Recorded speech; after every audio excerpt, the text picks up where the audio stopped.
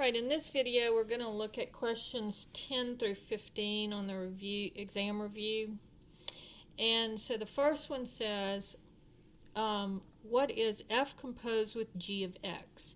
Now the first thing that you have to know is that this is f of g of x. So now I'm going to take g of x, what g of x is equal to, and plug it in for g of x. So this would be f of 3x squared plus 5x. Then I'm going to take that function, sorry about that, and plug it into my x function, f function. So this is f of 3x squared plus 5x. So just like if you were going to do f of 2, you would plug the 2 in for the x. Same thing here, you're going to plug in, wherever you see x, you're going to put what's in the parentheses. So it sometimes helps to put those parentheses there. So this would be 2 times 3x squared plus 5x plus 3. And you really don't have to go any further than that. If you want to distribute the 2, you can. So either this is the correct answer, or if you distribute the 2, 2 times 3 would be 6x squared, and 2 times 5 would be plus 10x plus 3. But you can just leave it like this, and so it's probably best to leave it like that, because then if you make a mistake on doing this, I have to take off points. All right? Now, the question 11 says, if f of x is this and g of x is this, what is f plus g of x? So this means, what is f of x plus g of x? And so f of x is just going to be 3x minus 4 plus, what is g of x? 4x squared plus 3x plus 1. Now again, you can combine your like terms. In this case, I can just drop the parentheses and combine my like terms, or you can just leave it like this. So if I combine my like terms, I would get the answer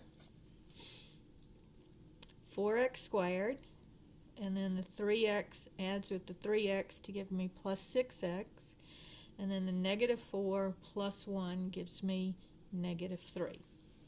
All right? Question number 12 says, if for f of x is equal to x squared, what is the plus 2? How does it affect the graph? Well, notice in this one is the 2 is in the parentheses with the x. So it will affect the x values. All right, so this one goes with, it affects the x values. And then notice that this one, the x is not in the parentheses with the x. The 2 is not in the parentheses with the x. And so it does not affect the x values. It affects the y values. And so this one goes with the plus 2 affects the y values, and that's the vertical shift. This one affects the x values and is the horizontal shift. All right? So in this one, it says, what is the parent graph? So to get the parent graph, you just take off all the numbers. So just ignore the plus 4, and you have square root of x.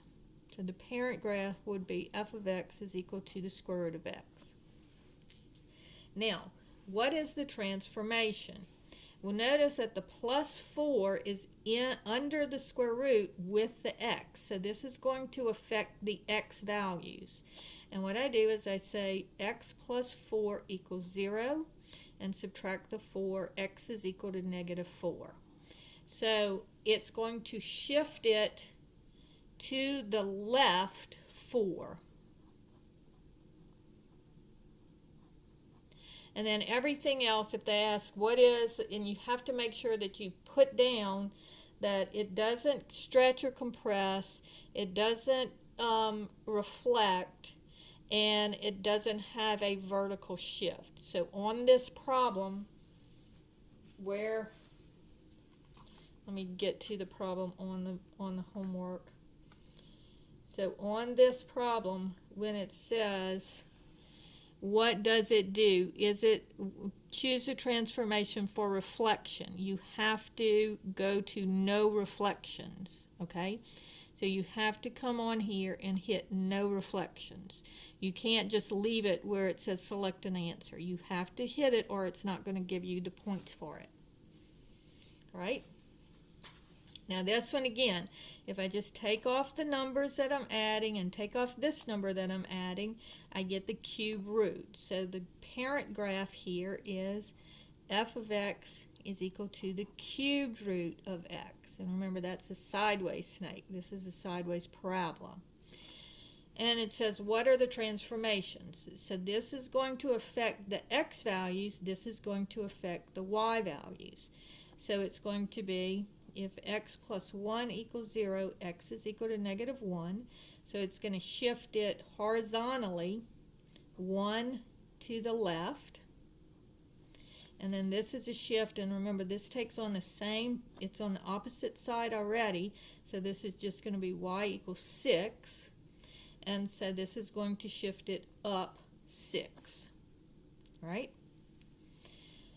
And finally, it says if you have the function x squared, so this is a parabola, and you want to shift it up 72. So I'm going to have,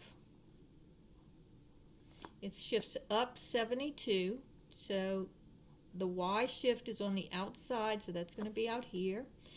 And 33 units to the right. So that says x is equal to 33.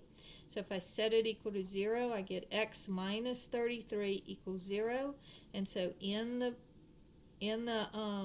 parentheses with the x will be minus 33.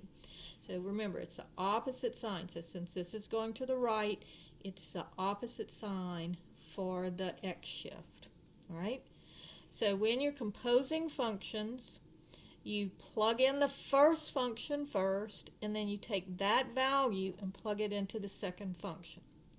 When you're adding functions, you just take f of x and add it to g of x, exactly what it says to do. And then this is talking about whether it's affecting the x values. If it's in the parentheses with the x, it affects the x values. If it's not in parentheses with the x, it affects the y values. There will never be an answer where you're adding 2 to something and it has no effect. And then this one, looking at the parent graph, you just take off the number and you see how it shifted. You have x plus 4 equals 0, and so you get negative 4 shift, horizontal shift, or 4 to the left.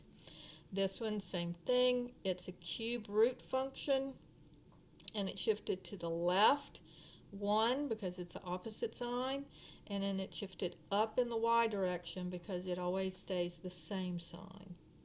Same thing here.